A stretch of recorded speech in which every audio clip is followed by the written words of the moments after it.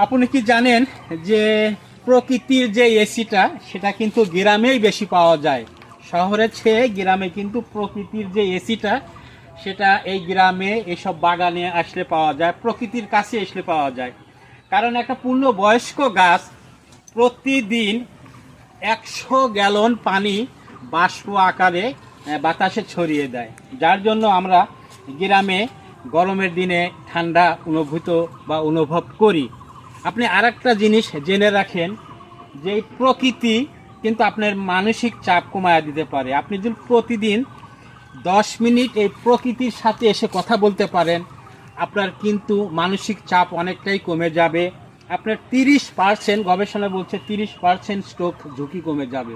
অতএব মাঝে মধ্যেই অগত প্রকৃতির কাছে আসবেন, প্রকৃতির সান্নিধ্য একটু অনুভব করবেন, হৃদয়ে ধারণ করবেন, তবেই দেখবেন যে আপনার মানসিক যে চাপটা এটা কমে যাবে।